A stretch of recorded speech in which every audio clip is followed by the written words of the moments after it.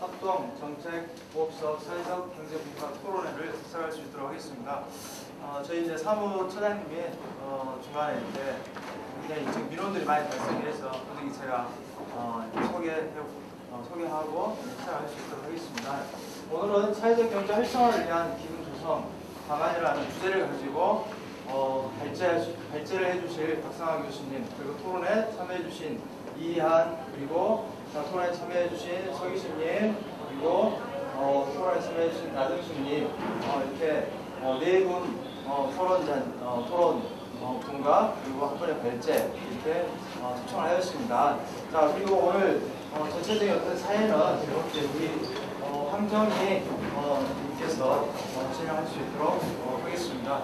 자, 오늘 날씨가 굉장히 좀 덥습니다. 그리고 에어컨 시설이라든지 여러 가지 좀 악조건 속에서 오늘 토론회를 진행할 수 없는 점 굉장히 좀 죄송스럽게 생각합니다. 특히 오늘 발제 토론회 이렇게 참여하기 위해서 굉장히 귀한 어떤 시간을 내주셨는데 정말로 이렇게 죄송스럽게 생각됩니다. 그리고 이런 어떤 부분들 충분히 양해 말씀드리고 싶습니다. 자, 그러면 바로 이렇게 시작할 수 있도록 하겠습니다. 오늘 사회를 맡은 홍대인님께 마이크를 넘기겠습니다. 안녕하십니까. 아름다운 오후입니다. 날씨가 많이 더운데 참석해 주신 많은 분들께 감사한 말씀을 드리겠습니다. 오늘 토론의 주제는요, 사회적 경제 활성화를 위한 기금 조성 및 운영 방안에 대한 문제거든요. 광주시 의회에서도 며칠 전에 상임위를 통과한 걸로 알고 있어요. 이제 사회적 경제 지원 조례가 광주에서 통과됐는데요. 거기에서 이제 기금 문제가 약간 다뤄지기는 하는데, 어찌됐든 간에 이제 현대 자본주의 사회에서 어쨌든 사업을 해 나가는 데 있어서 금융 인프라라고 하는 게 이제 대단히 좀 중요하죠. 근데 현재 저희 사회적 기업이나 협동조합이 앞으로 이제 성장하기 위해서는 어떤 금융 인프라들이 필요한 것이냐, 그 다음에 이제 우리 지역에서는 과연 금융 인프라들이 어떻게 구성되고 발전되어 나가야 될 것이냐라고 하는 것이 오늘의 주제입니다. 오늘 주제 발표는 광주 사회적 기업 통합지원센터장님이신 박상학 교수님께서, 교수님 한 30분이면 됩니까? 30분 정도로 주제 발표를 해주시고요. 그 다음에 세 분의 토론자께서는 각각 15분 정도씩 토론을 진행해 주시는 걸로 전체적으로 진행을 하도록 하겠습니다. 그러면 박상학 교수님의 주제 발제를 먼저 드리겠습니다. 일단 박수를 좀 크게 좀 쳐주십시오. 네, 반갑습니다. 박상학입니다. 제가 지금 발표가 대밀려서 지금 하는 처지라서 제가 충분한 시간을 가지고 준비를 했더라면 아마 좋은 발제가 될 수 있는데, 조금 제가 좀 준비가 미흡한 점도 있고요. 또 이 분야가 사실상 발제를 하기에 적합한 사람들이 우리나라에 별로 없습니다. 사실 미리서 우리가 섭외를 했더라면 서울에서 제가 좀 초빙을 할 수 있었을 텐데, 부득이하게 그래서 제가 기존에 가지고 있던 자료를 가지고 우리 광주에 좀 같이 공부를 해본다라고 하는 측면에서 오늘 발제를 좀 하고요. 또 토론도 충분히 해주시면 거기에 덧붙여서 우리가 좀 좋은 방향을 한번 고민해보는 그런 시간이 되었으면 좋겠습니다. 우선 여러분들이 유인물이 있기 때문에 한번 책자를 한번 살펴보시고요. 저한테 주어진 시간이 한 30분 정도이기 때문에 자세하게 제가 설명을 드릴 수는 없고요. 여기 나와 있는 것을 핵심적으로만 말씀을 드리고, 여러분들이 시간 나는 대로 책에 있는 내용들을 한번 읽어보시고 궁금한 사항은 이따가 질문도 좀 해주시고 그렇게 하시면 될 것 같습니다. 자, 일단 우리 사회자께서도 말씀하셨지만 우리 사회적 경제를 하기 위해서 상당히 취약한 부분이 하나 이게 자금이고 돈입니다. 근데 일반 기업, 중소기업, 대기업 할 것 없이 사업을 하려고 하면 이 돈이라고 하는 게 매우 중요하거든요. 근데 우리 사회적 기업은 그나마도 이 부분에 대한 걸 너무나도 좀 등한히 했고 또 관심조차 없었습니다. 왜 그러냐면 이게 정부에 지원해 주는 것에 의존하다 보니까 이런 분야에 대한 전혀 관심도 없을 뿐만 아니라 자발적으로 이 자본시장에 대한 관심 자체도 없다라고 하는 거죠. 그래서 이제 다른 나라에서는 어떻게 하고 있는지 또는 우리가 한다면 어떻게 하는 건지 이걸 한번 보도록 그렇게 하겠습니다. 일단 지금 사회적 경제에서 다루고 있는 기본적인 정책이나 무슨 그 지원 제도나 뭐 이런 방식이나 이런 것들이 거의가 중앙정부 위주로 지금 그 제도화되어 있고 법제화가 되어 있기 때문에 지방정부에서 자발적으로 할 수 있는 것은 거의 없습니다. 그래서 최근에 지금 논의되고 있는 게 지방조례를 만들어서 그런 역할을 좀 지방에서도 좀 해보자라고 하는 그런 취지거든요. 그런데 다른 것은 지방에서도 얼마든지 조례나 이런 걸로도 가능한데 이 돈만큼은 지방에서 굉장히 해결하기 어려운 분야 중에 하나입니다. 그래서 지금 다른 외국에서도 이 지방에 자본을 만드는 사회적 경제를 위해서 만드는 문제는 매우 쉽지 않은 문제입니다. 그래서 여기 보면은 기존에 사회적 기업들이 자금 조달을 어떻게 했느냐를 잠깐 보시면 거기 나와 있습니다. 기존에 우리나라에서는 사회적 기업, 아까도 말씀드렸지만 사회적 기업들이 영세하다 보니까 대출을 받거나 투자를 하거나 이런 생각을 아예 하지 않고 지금까지 진행을 해왔던 게 거의 90%입니다. 그런데 최근에는 이제 매출액이나 사업의 규모가 커지는 사회적 기업들이 생기면서 이 대출 문제랄지 또는 투자 문제랄지 이런 것들이 고민하는 사회적 기업들이 막 생깁니다. 그러다 보니까 지금 가장 중요한 문제 중에 하나는 실제로 이 자금을 대출해주고 자본을 관리하고 있는 자본시장이나 이런 데서는 이 사회적 경제를 어떻게 생각하고 있느냐가 매우 중요합니다. 근데 그걸 잠깐 말씀을 드리면 우리나라의 금융시장, 자본시장 이런 분야는 사회적 기업이 뭔지 자체도 이해를 안 하고 있을 뿐만 아니라 사회적 기업에게 자금을 대출해 주는 것 그 자체를 기피하는 겁니다. 그래서 지금 제가 써놓은 것도 있습니다만 융자 투자의 대상 자체에서 대출 심사랄지 이런 분야에서 사회적 기업은 고려 대상이 아닙니다. 왜 그러냐면 지금 현재 중소기업이나 대기업이나 시장에서 대출해 줄 때 보면 심사 자격이 굉장히 다 나와 있습니다. 등급별로, 업종별로 다 있습니다. 그런데 이제 기본적으로 여기 보면 첫 번째 자금을 조달하는 원천 중에 첫 번째가 보통 대출이거든요. 그러니까 우리가 대출은 은행에 가서 대출을 하는데 대출을 하려면은 우리나라는 일상적으로 대출하려면 뭘 해야 되냐면 담보를 제공해야 됩니다. 그런데 우리 사회적 기업이 과연 담보를 제공하고 은행에서 이자를 부담해서 대출을 받을 수 있느냐라고 하는 것은 여러분이 아마 제가 더 이상 말씀을 안 드려도 아실 겁니다. 그래서 대출이라고 하는 것에 대해서는 굉장히 재무적인 재무 상태가 필히 그걸 심사를 하기 때문에 그 부분에서 결정적으로 일반 기업에 비하면은 대출을 하기에는 굉장히 어려운 부분이 바로 첫 번째 자금 조달에서 제한을 받고 있다라고 하는 거고, 그다음 두 번째는 기부하고 이제 보조금입니다.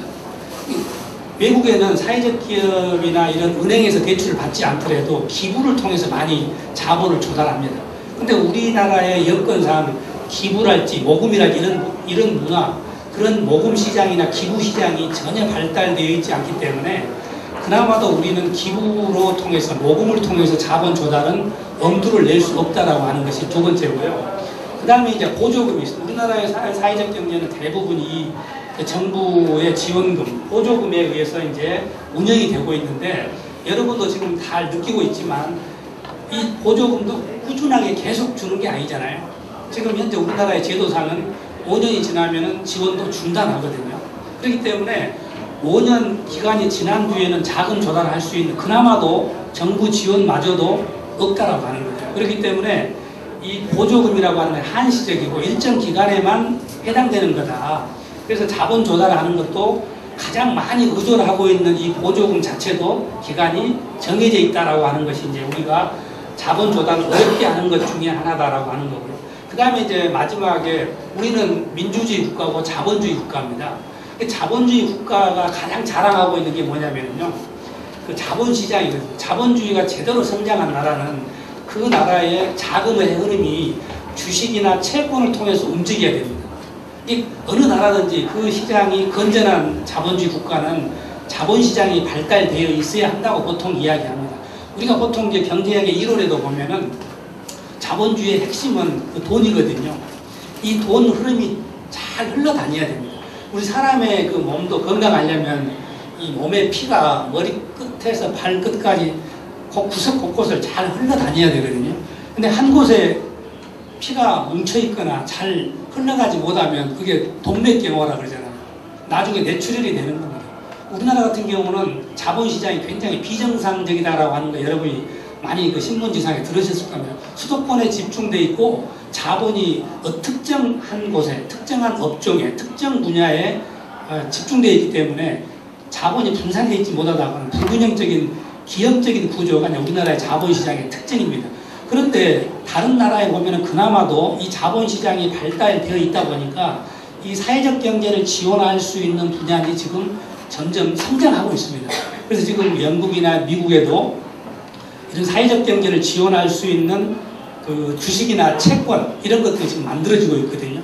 요즘에 가장 지금 화두가 되고 있는 게 소셜 임팩트 본드라고 있어요. 사회 혁신 채권 이런 것들을 지금 영국에서 굉장히 지금 히트를 치고 있고 그거를 만들어내려고 애를 쓰고 있는 것 중에 하나입니다. 그래서 자본시장에서 자본 조달하는데 우리가 보면 기업들은 대기업들은 주식을 상장하고 그런 거 하잖아요. 코스닥에 막 그런 얘기 들으셨잖아요. 근데 그 말은 자기가 돈이 없으면 일반 기업을 공개를 해가지고 자본을 모집해서 조달하는 거죠. 다시 말해서 주식을 발행하고 사회적 기업은 그렇게 할 수 있냐라고 하는 거죠. 전혀 그렇게 할 수 없다라고 하는 거죠.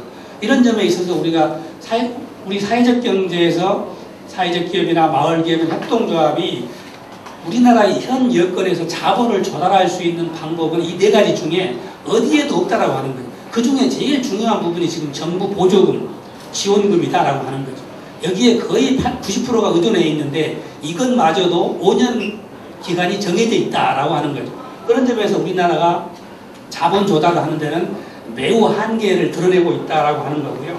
그래서 이제 그나마도 그동안에 우리나라가 사회적 기업이나 사회적 경제를 위해서 민간 분야에서 투자가 어느 정도 이루어졌느냐도 한번 우리가 이 기회에 살펴볼 필요가 있습니다. 그래서 거기 제가 크게 네 가지로 지금 해놨습니다. 첫 번째는 우리가 마이크로 파이낸싱이라 해가지고 우리가 보통 마이크로 크레딧 이런 얘기를 보통 많이 하잖아요. 근데 우리나라에서는 지금 그 분야에 국가가 정책적으로 만들어 놓은 게 미소금융이라고 하는 게 있습니다.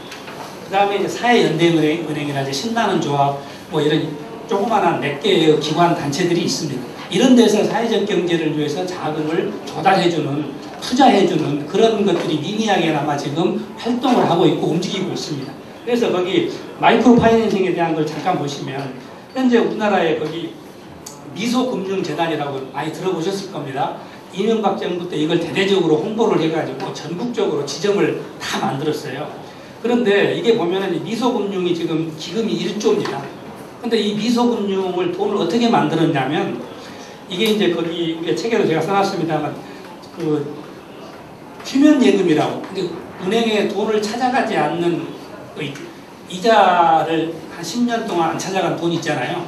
그런 외국에도 그런 사례들이 꽤 있습니다. 그래서 그런 휴면예금 그 다음에 기업들이 투자한 돈 기부하는 거죠. 일종의 그런 돈 이렇게 또 부실채권 정리기금 이게 국가 그 금융감독원이나 이런 데서 만들어 놓은 기금이 있습니다. 이런 것들을 끌어모아 가지고 미소금융재단을 만들었어요. 우리나라에서.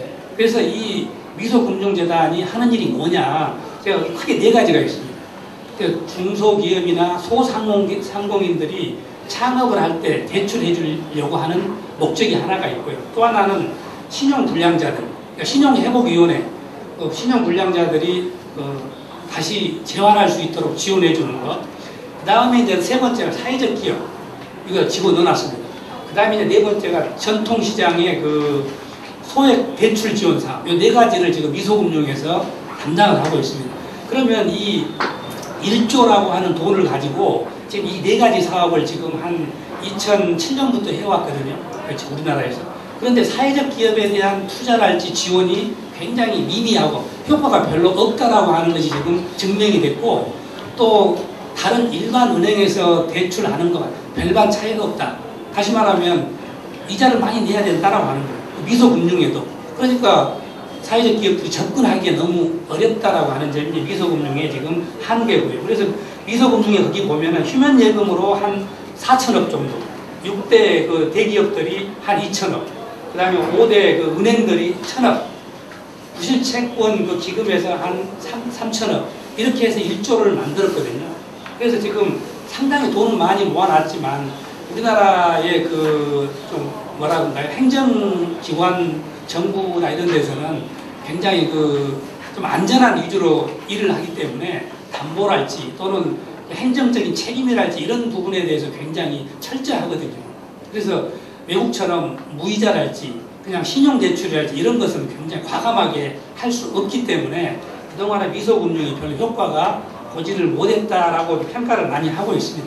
그 다음에 이제 사회연대은행이라니까 여러분들 아시는 신나는 조합이라 이런 부분적으로 좀 파격적으로 하는 사례도 있기는 있습니다. 근데 이거는 너무나도 극히 일부에 해당되기 때문에 사회적 기업들이 혜택을 볼 수 있는 그런 장치가 별로 없었다라고 하는 것이 기존의 이제 그 맹점이었습니다. 그래서 보면은 이 사회연대은행은 2002년도에 보건복지부를 통해서 만들어진 건데 이것도 사실은 미소금융하고 비슷합니다. 그 업무 내용이 창업 지원, 사회적 기업 지원 이렇게 들어 있습니다.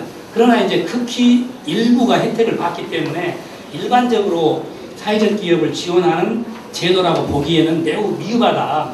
그 다음에 이제 두 번째 우리나라의 민간 투자의 두 번째가 이제 사회적 기업 펀드입니다. 우리나라에도 펀드가 있냐 많은 사람들이 도대체 사회적 기업에 펀드가 있느냐라고 물어본 사람이 많아요. 실제로 있습니다. 그런데 근데 그 펀드는 뭐냐면 초창기 때 이제 외국에는 이런 게 있기 때문에 노동부에서 우리도 해야 된다라고 해가지고 만들어 놓은 그 제도적인 장치로 했던 게 이제 사회적 기업 펀드입니다. 펀드라고 하는 것은 한마디로 말하면 우리가 시내에 보면은 주식 투자할 때 여러분 증권의 회사에 가서 주식을 직접 사는 것은 내가 위험을 안고 사는 거지만 펀드는 위험이 간접적으로 받는 거예요. 여러분 아시잖아요. 은행에 가도 살 수 있고 어디 가서 보험회사도 살 수 있는 펀드하고 그런 간접적으로 투자하는 것이 바로 펀드거든요. 그러니까 조금 안전한 거죠. 상품 그 위험성이. 근데 이 사회적 기업도 이 펀드 형태로 움직이는 게 지금 투자 운용사에다가 맡겨가지고 노동부에서 출자했던 펀드가 있어요. 그래서 거기 보면은 자본주의 사회에서 아까도 말씀드렸지만 자본주의가 발달하려면 이런 자본시장, 주식이나 채권이나 이 펀드가 굉장히 잘 굴러간 나라가 굉장히 모범적인 나라거든요. 이런 게 잘 안 됐다라고 하는 나라는 불균형적인 나라입니다. 다시 말하면 사람으로 말하면 약간 동맥경화가 있다라거나 고혈압이 있는 사람하고 비슷한 것. 그건 몸이 건강하지 못하다는 증거입니다.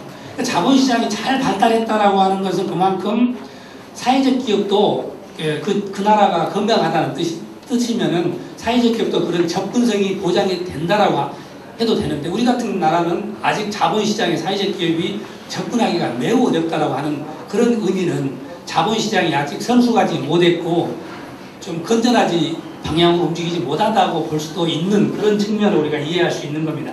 그래서 실제로 사회적 기업 펀드를 만들었어도 투자자가 투자를 안 해버려요. 이게 이제 문제죠. 우리나라의 많은 투자자들이 상식적으로 생각을 해보세요. 이익이 나야 사람들이 투자를 할 거 아닙니까?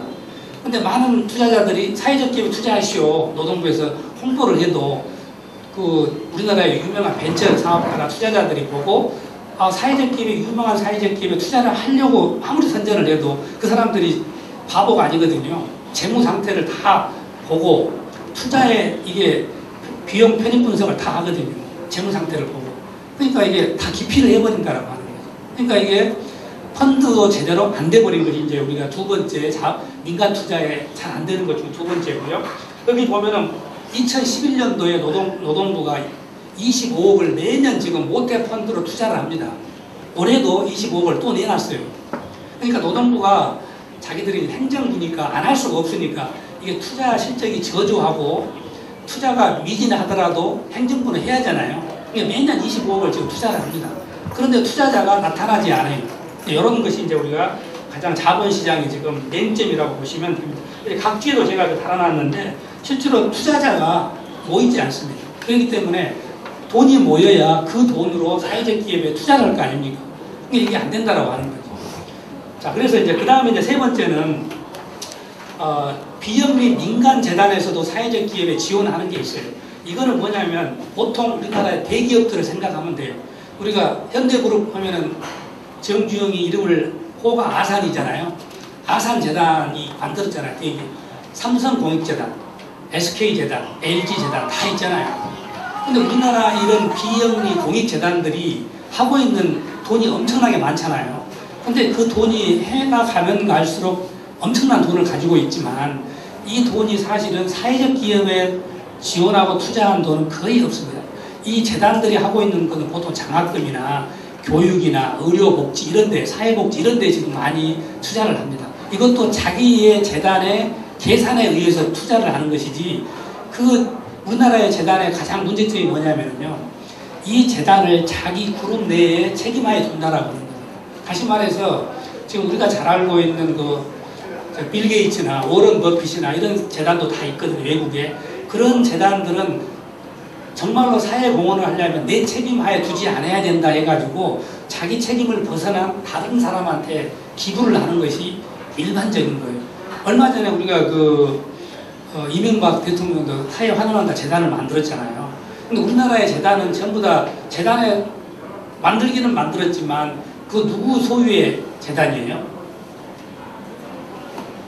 그렇죠, 본인 거예요. 만약에 SK 재단이다 그러면 SK가 운영하는 재단일 뿐이에요. 정말로 그게 공익재단이라고 한다면 SK 영향력을 발휘하지 않아야 된다고 하는 거죠.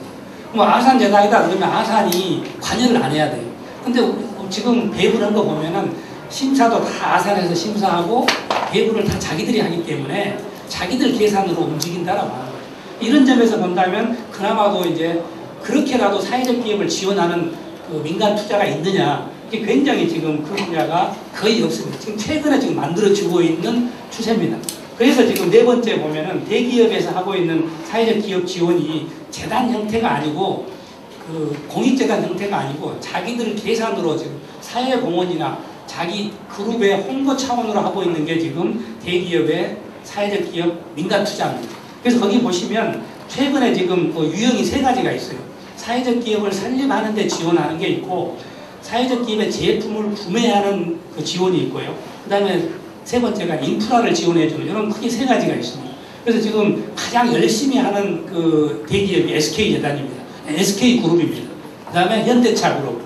이런 정도가 지금 사회적 기업에 굉장히 열심히 하고 있는 그 대기업들입니다. 오히려 우리나라에서는 가장 많이 하고 있다, 사회적 기업이 지원을 많이 하고 있는 데가 어느 분야냐, 민간 분야, 이 대기업밖에 없습니다. 지금 SK, 현대차, 이런 포스코 이런 정도입니다. 그래서 최근에는 지금 LG나 삼성 이런 데도 지금 참여를 지금 늘리고 있는 그런 추세입니다. 그래서 앞으로 지금 우리나라 자기들도 지금 다른 나라나 세계적인 추세를 봤을 때 대기업들이 이런 부분에 대해서 관심을 갖지 않으면 안 된다라고 하는 절박감이 지금 작용했다라고 저는 봅니다. 그래서 대기업들이 또 하는 것 중에 지금 찬반 양론이 있습니다만, 대기업들이 사회적 기업을 맹목적으로 지원해 주는 게 아니라 자기 계산으로 지금 사회적 기업을 자기 휘하에 주면서 설립하는 그런 형태를 많이 지금 우리나라는 추진하고 있습니다. 지금 포스코도 자기 그룹 내에 산하에 사회적 기업을 4개를 만들었고요. SK도 또 자기 그룹의 자회사를 사회적 기업으로 지원하겠다거나 이런 형태입니다. 그러니까 어떻게 보면 순수한, 어떤 사람은 비판을 많이 합니다. 우리나라의 그 대기업들 사회적 기업을 지원하는 것은 순수한 목적이 아니라 자기 회사를 홍보하는 수단으로 활용한다, 이렇게 비판을 하는 경우도 지금 있습니다. 왜 그러냐면 그럴 수밖에 없죠, 지금. 그러니까 고용창출, 제가 지금 여기도 포스코의 광양제철에 지금 포스플레이트라고 있습니다. 2010년에 지금 포스플레이트가, 그때 제가 있을 때 같이 만든 지금 그 포스코의 그 포스플레이트라고 하는 회사도 지금 광양에 있습니다. 근데 그때 제가 같이 만들 때도 똑같은 겁니다.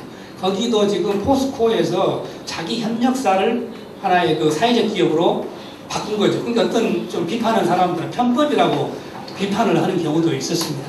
그러나 또 한편으로 생각을 해보면 그것마저도 또 나쁘다고 할 수 없다. 다른 기업은 그것마저도 하지 않지 않느냐. 그래도 그것이라도 장애인을 고용하고 또 사회적 기업 홍보도 하고 이런 것이라도 한다는 게 어디냐, 이런 측면도, 긍정적인 측면도 사실 또 있습니다. 그런 대기업이 지금 그래도 앞으로 조금 사회적 기업에 관심을 갖는다라고 하는 것은 긍정적으로 볼 수 있는 겁니다. 자, 그 다음에 이제 본격적으로 이제 기금에 관련된 것, 사회적 경제를 지원하고 있는 그 자금에 해당되는 은행이나 기금들이 다른 나라에서 잘하고 있는 몇 군데를 한번 제가 봤는데요. 거기 보면 이제 국내외 운영 사례 중에 첫 번째 그 영국의 윤리은행이라고 보통 합니다. 차리티 뱅크라고 하는데 보통 이제 착한 은행, 윤리은행 이렇게 이제 이름을 붙이거든요. 근데 여기도 우리가 아까 영국도 휴면 예금, 우리나라 똑같아요. 영국에도 예금해놓고 우리 금액이 8,000원, 3,000원 이런 예금은 은행에 가서 통장을 해지하지 않으면 그 잔액이 계속 남아있잖아요. 그걸 휴면 예금이라고 해요. 그러니까 일단 은행에서는 일정 기간이 지나면 그 잔액을 2,000원, 3,000원 그 잔액을 잡수익으로 처리해버립니다. 은행 자체적으로. 그 회계 처리할 때. 그러니까 몇 년 지나도 그걸 안 찾아가면 은행에 잡수익이 되는 겁니다. 그러니까 법적으로는 그 2,000원, 3,000원은 그 고객에게 돌려주지 않아도 돼요. 그래서 그거는 현재 법상으로 그런 예금을 휴면 예금이라고 해요. 그래서 그런 돈들을 끌어모아가지고 어째요? 이런 데에다가 사회적으로 좋은 일에 쓰자라고 해서 만든 용도로 쓰는 겁니다. 그래서 영국도 그렇게 해서 만든 은행이 차리티 뱅크입니다. 우리나라의 아까 미소금융도 3천억 예산을 그렇게 해서 끌어모아는 거랑 똑같아요. 지금 우리나라도요, 은행마다 휴먼 예금이 엄청납니다. 보험회사도 그러고, 증권회사도 그러고, 심지어는 그 옛날에 전화, 그 카드 있잖아요. 공중전화. 거기도 돈이 엄청나게 많았어요. 안 찾아간 돈. 그러니까 잔돈, 그, 남아있는 돈. 이런 돈을 끌어모으는 거죠. 또 부실청리, 우리가 지금 모르는 그런 그 기금이나 돈들이 꽤 많이 있는, 정부가 관리하고 있는 그 돈 중에. 실제로 주인은 있으나 주인이 없는, 법적으로 주인이 없는 돈. 이런 돈들을 사회적 기업에 지원하는 돈으로 쓰자라고 하는 것이죠. 그래서 영국의 차리티 뱅크도 그렇게 만든 겁니다. 그래서 10년 지나도 돈을 안 찾아간다. 15년이 지나도 안 찾아간다. 그래서 그럼 얼마에 미만이냐 해가지고 거기 보니까 보통 9만 5천 원. 여기 저기 나와 있죠. 49파운드. 그래서 15년으로 해가지고 휴면 예금 처리한 돈을 전부 끌어모아가지고 은행의 기금으로 만든 거예요. 그래서 이 돈으로 시작하는 거죠. 그래서 이제 굉장히 좋은 의미잖아요. 이런 돈을 가지고 간다라고 하는 것은. 그래서 우리나라도 이런 걸 모방한 거죠. 사실 미소금융도. 영국의 이런 차리티 뱅크를. 그래서 영국 같은 경우는 그러면 이 차리티 뱅크가 모범 사례로 지금 하고 있는데 정말 그 도움을, 우리는 거의 외국의 이야기를 하면 항상 좋은 얘기만 하잖아요. 저는 그렇게 안 봅니다. 여기도 문제가 있어요.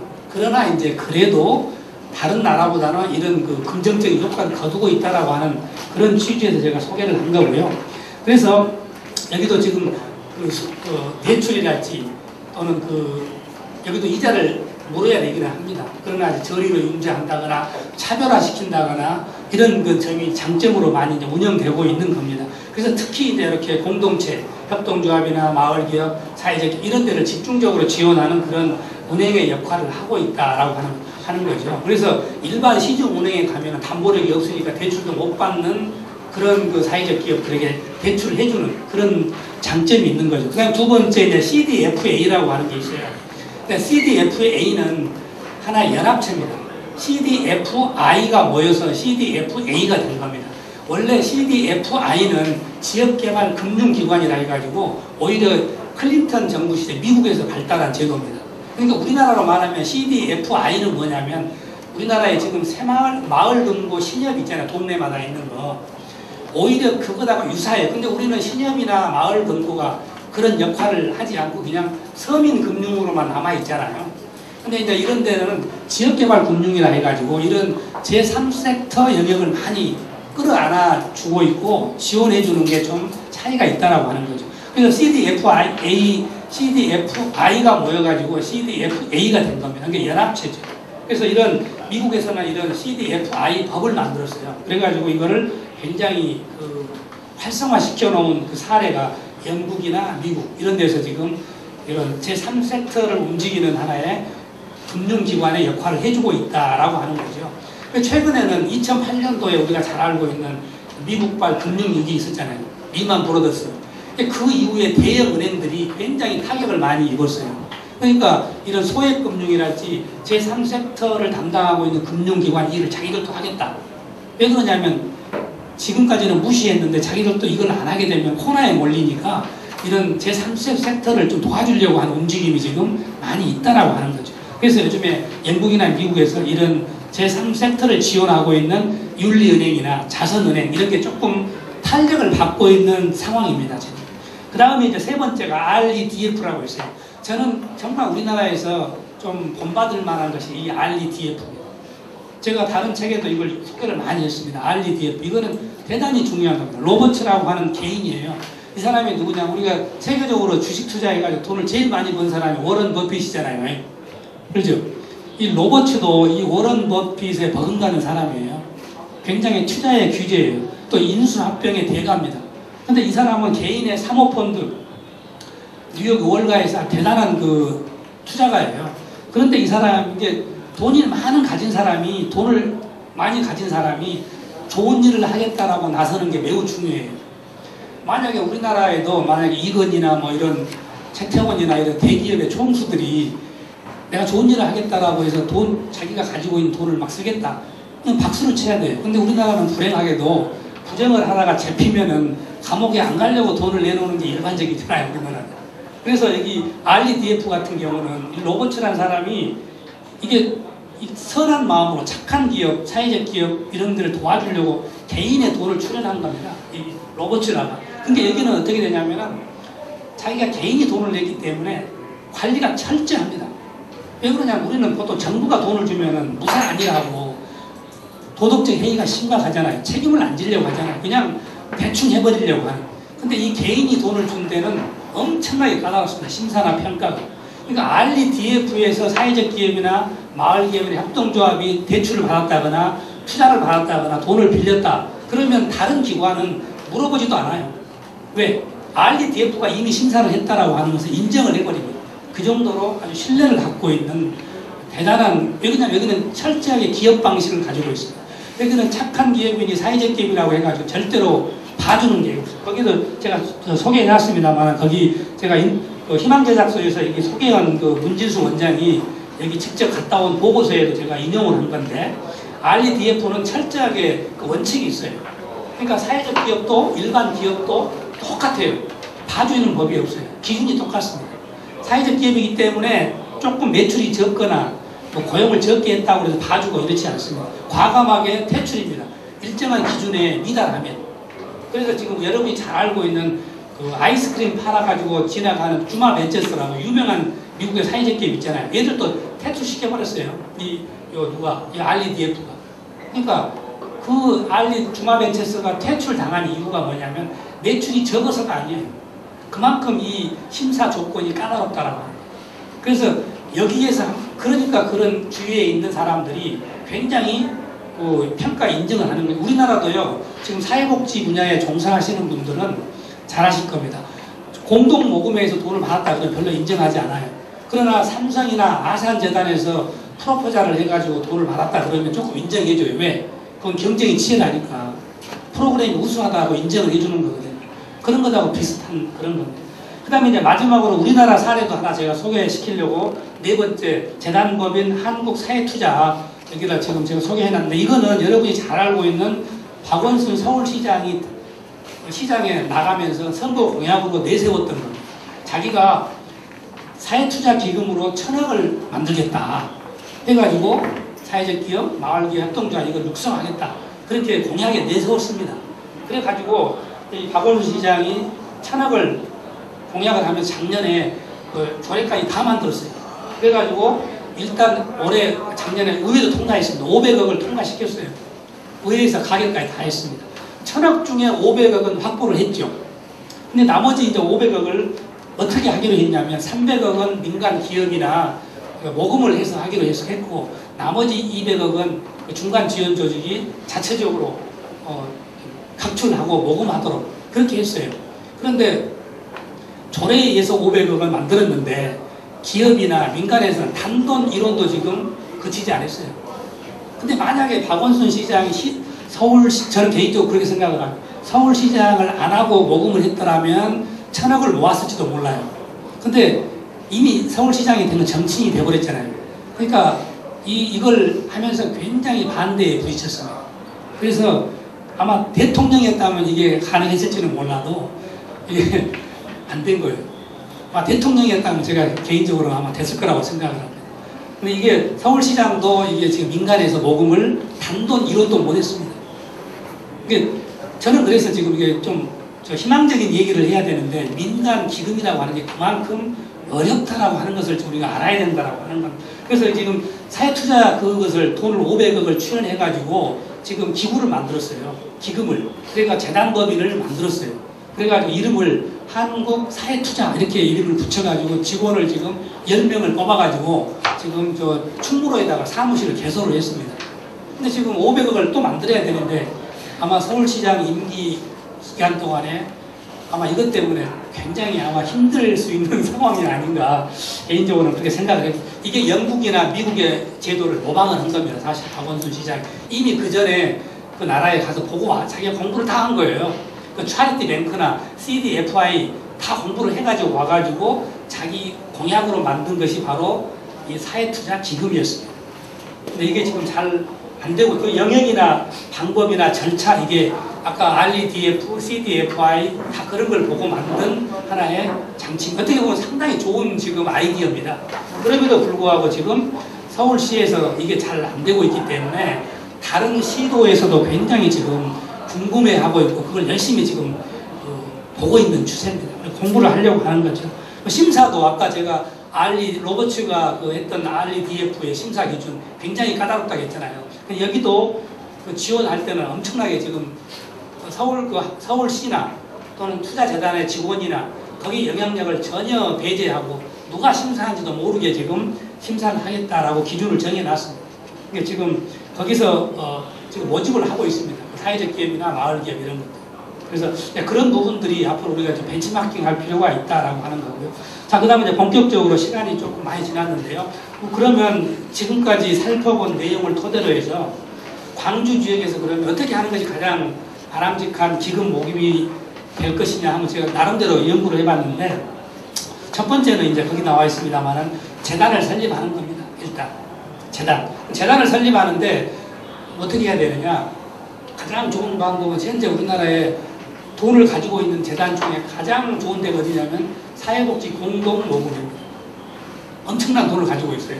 근데 그거는 특별법에 의해서 국가가 움직이는 기구예요.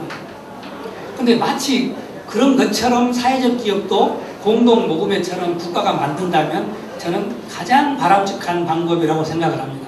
그러나 현실적으로 저는 그게 될까 좀 의심스럽습니다. 아무리 노동부나 뭐 누가 노력을 한다고 하더라도 공동모금의 형태까지의 재단이 국가 차원에서 만들어질까라고 하는 것은 조금 좀 힘들지 않을까. 만약에 좋은 방법이라면 그게 가장 좋은 방법이다. 저는 그렇게 생각을 합니다. 그런데 이제 그게 아니라고 한다면 어떤 방법이 있겠느냐, 광주 지역에서. 그래서 크게 4가지 제가 제안해 놓은 것을 보면은 요거는 이론적으로 나와 있는 그런 내용입니다. 이미 그 기금이나 펀드레이징 했던 그런 이론 교과서에도 나와 있던 건 첫 번째가 독립 기금을 조성하는 재단입니다. 요거는 이제 광주 지역의 어떤 독지가를 하나 찾아내는 겁니다. 예를 들면 광주 지역에 굉장히 부자인 사람, 돈이 많은 사람 중에 출연하게 만드는 거죠. 지금 미국의 록펠러, 카네기, 포드 이런 것처럼 그런 사람을 찾아내는 그렇게 해서 재단을 만들어서 그 기금으로 무슨 장학재단 하는 것처럼 광주 무슨 사회적 기업 재단 이런 것들이 하나 생각해 볼 수가 있고요. 이것도 쉽지는 않은 이야기. 그 다음에 두 번째가 이제 기업재단입니다. 기업재단은 이제 광주에 있는 기업이나 외국에 나가 있거나 수도권에서 활동하고 있는 광주에 있는 연고 기업 중에 그 기업의 이름을 따서 만들어주는 재단이죠. 이제 그 기업재단은 우리나라의 대표적으로 대부분의 두 번째 형태의 우리나라는. 아까도 말씀드렸지만 SK재단 그러면 SK재단의 돈은 누가 돈을 준 거예요? SK가 준 거잖아요. 삼성재단, 삼성에서 돈을 준 거예요. 그렇기 때문에 이런 재단을 어느 특정 기업의 돈을 받아가지고 그 돈을 재원으로 사회적 기업 분야에 활용하도록 하는 방식이 이제 두 번째고요. 그 다음에 세 번째 운영재단은 뭐냐면 그냥 재단이라고 하는 이름을 해놓고 돈은 없는데 운영만 하는 거예요. 그러니까 재단에 만들어 놓고 돈을 끌어모으는 일을 하기 위해서 만드는 재단이죠. 대표적으로 우리나라에 가장 많은 재단이 바로 이 세 번째입니다. 그러니까 우리나라는 빈껍데기 재단이 너무 많죠. 그러니까 우리 NGO 시민재단도 지금 우리가 하고 있는 재단 돈이 없어요. 재단 그러면 돈이 있어야 돼요. 누가 볼 때는 경기도에 보면 사회적 기업 경기재단이 있거든요. 그럼 거기는 우리가 보통 사회적 기업을 하기 위해서 돈을 모았는 모양이구나 이렇게 생각할 수 있거든요. 천만의 말씀이에요. 돈 없어요. 그렇기 때문에 이제 재단은 재단인데 돈이 없다는 거예요. 겨우 회비에 의존한. 그래서 빈껍데기다. 우리나라의 대부분의 재단은 운영재단, 특히 우리나라의 사회복지법인들이 대부분의 이런 운영재단들이 많다라고 하는 거죠. 그 다음에 이제 네 번째가 지역사회 재단입니다. 지역사회. 그래서 이것도 안 되고 저것도 안 되고 하기 때문에 기업도 안 되고 또 재단을 만들어 운영도 안 되고 독지가도 없고 그랬을 때 대안이 네 번째입니다. 그러니까 우리 동네 사람 십시일반하자. 기업도 내고 주민도 내고 돌아갈 때 어떤 죽을 때 자식한테 물려주지 말고 기부하자 이런 운동을 해가지고 모금하고 하는 것이 바로 뭐예요? 지역사회 재단입니다. 요즘에 가장 많이 화두로 떠오르는 게 이겁니다. 그러니까 지금 이 지역사회 재단 만들자고 한 10년 전부터 아주 공청회도 하고 많이 하잖아요. 근데 이것도 사실은 쉬워요, 어려워요? 잘 안 되잖아요. 지금 광주도 광주복지재단, 전남도 전남복지재단 만들자고 지금 엊그저께도 공청회 했어요. 잘 안 됩니다. 지역사회 재단, 지금 서울에 있는 지역사회 재단도 말만 재단인지 돈이 없어요. 이거는 정말 가장 바람직한 거죠. 민간이 기부하는 기부 문화가 성숙되어 있지 않고는 이것도 어렵다라고 하는 거죠. 그래서 이제 이런 형태가 지역사회 재단으로 사회적 기업에 기금을 하는 것이 가장 우리나라 현실적이고 모범적이고 바람직한 형태 중에 하나다라고 하는 거죠. 그런데도 이제 그런 부분이 애로사항을 이제 해결하는 건 누구 몫이냐면은 우리 광주의 몫이에요. 될지 안 될지는 저도 잘 모르겠습니다만 얼마나 우리 광주 시민이 노력하느냐에 달려 있다라고 하는 거고요. 그래서 이제 우리가 이제 현실적으로 조금 이것도 안 되고 저도 다 어렵다고 한다면 가장 그냥 정말로 모범적인 방법은 아니지만 그냥 아주 쉬운 방법 중에 하나를 제가 써놓은 것 중에 하나가 이제 두 번째 건데 일단 그래도 돈이 제일 많은 데가 요 지자체예요. 지자체. 그래서 일단은 서울도 1000억 중에 500억을 자체적으로 만들어냈잖아요. 만약에 우리 광주도 이 기금을 만든다고 한다면 시청이 하고 5개 구청이 하든지 하여튼 뭐 어떻게 하든지 공공에서 50% 내지 70%의 기금을 만들어 내놓는 것이 가장 현실적인 방법입니다. 그렇게 하지 않고서는 탄력을 받을 수가 없습니다.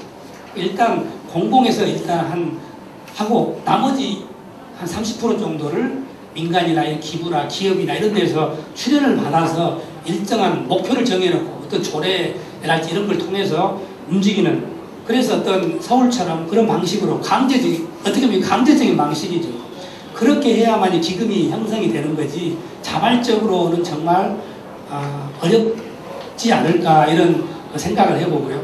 또 하나는 만약 아까 제가 서두에 박원순 시장이 시장을 안 했더라면 1000억을 모았을 거다 제가 그런 얘기 했잖아요.